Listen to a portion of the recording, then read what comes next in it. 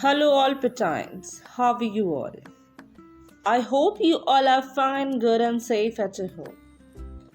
Welcome for today's science class in 6th. We're going to start a new chapter that is sorting material into groups. In this chapter, I'm going to teach you about some material which is being sorted or which is being collected from the group. Right, you have to take out the material which is of metal, if it is of glass, and even we are going to do an activity also in a class. So there are various objects which are there according to their size, their shape, and their color also. So we can see this in the figure, that is wood, glass, plastic, cotton, bricks, box. It's all made up of. So any substances or mixture of substances which has mass and volume, that is called material, right? So all the objects which we are seeing is made up of some material, and material can be a wood, I told you, that is can be a glass bit, and can be of mud also, and can paper also, from which an object can be formed, right? In general, any substance or a mixture of substance which has mass and volume is called material. So this is the definition. So you see the different objects around us, we see them and we can classify them. These are I can say single object formed from different materials. For example, bicycle is made up of metal, rubber. If I talk about spectacles, it is made up of also with plastic and glass. So a single object formed from a single material. For example, balloon is made up of rubber. A toy made up of plastic, towel made up of cotton also.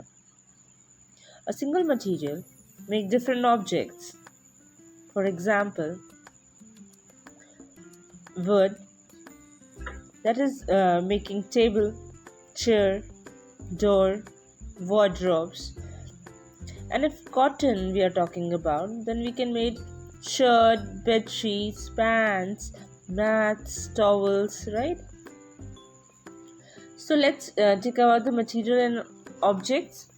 We can differentiate them like this, where it's showing that it is made up of plastic, and plastic contains many things we are making from plastic. Let's say box, hair dryers, toys. And if we're talking about wood, table, box, chair.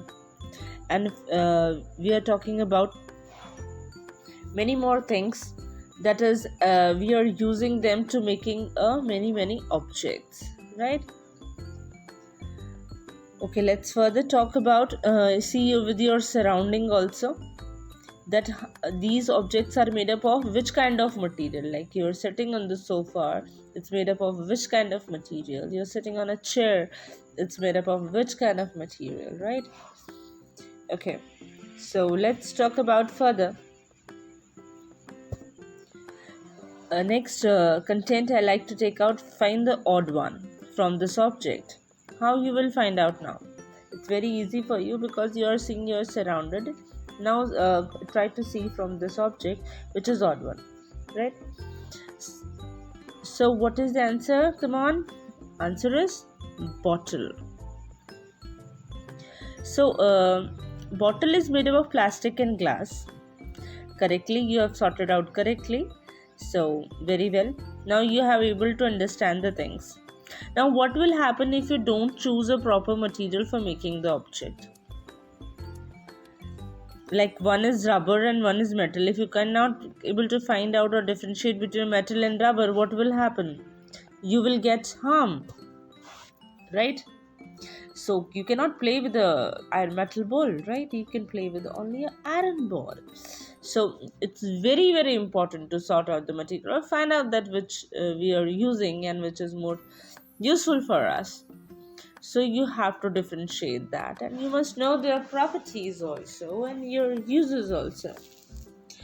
So let's talk more about the material, properties of material, their appearance, okay, how they're looking like, right? So all these things we are going to study all about in this chapter, okay, how they're looking like. So you can see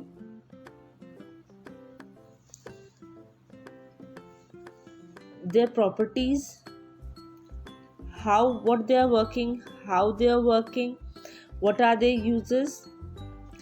Let me talk about appearance. It gives an idea for a visual material.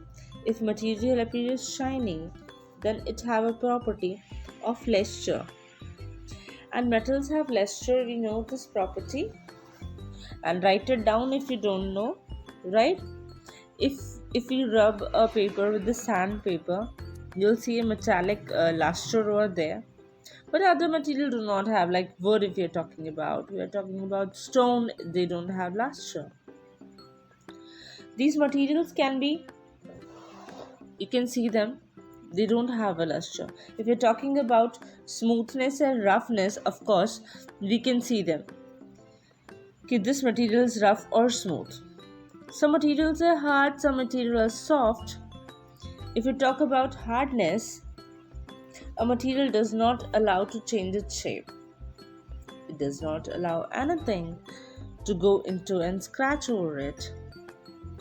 It's really not easy to break them or not easy to cut them off, but it can be done. It can be done with the knife. If you are cutting the rubber, see, you can say change its shapes also. If you are using the knife, you can scratch them over it, you can break them very easily. If you are taking a rubber or you are taking any butter piece, right? So if it is not it's all depend upon, like if it is not a hard metal, we can cut it them off also, right? Okay, now next we're talking about material exists in three states, beta: solid, liquid and gas. This is the basic. And the solid is having the fixed shape, fixed volume. Liquid has no fixed shape and fixed volume. And the gases, no fixed gases and no fixed volume. So this is the differentiate that you have to understand. When you mix some material such as sugar, salt, lemon, vinegar, you are mixing them up, what will happen? It will mix. They will get completely dissolved. That is called solubility. Okay, if these materials are soluble, they are called clear solubility. If you are taking about the sand, chalk powder, coconut oil, kerosene, it does not dissolve. These are insoluble in water, so they are not soluble, they are not going to mix. If you're talking about ability to fold, some materials will float, such as wood, plastic, rubber, will stay on the surface of the water. These materials can float on water. There are other materials such as metal, sand, stone, etc., which, if we are dropping them in water, they will sink in the bottom of the water. These materials does not float in water. So next we're talking about transparency. Transparency is the visibility through a glass. If you are talking about a glass, definitely they are transparent. We can watch through them. In a water also we can see our images. So they allow us to look through them, right? So we can look through them completely.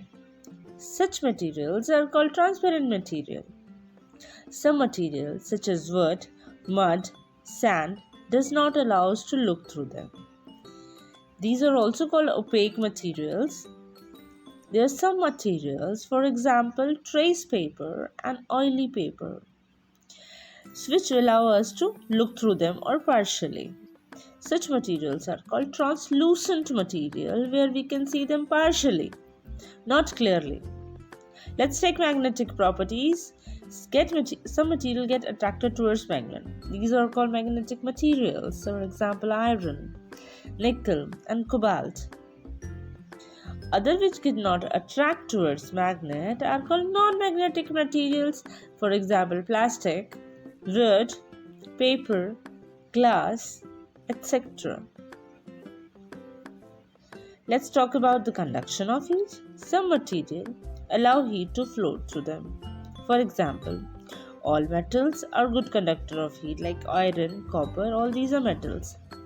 All materials which does not allow the heat to pass through them, that are called bad conductor or called insulators of heat.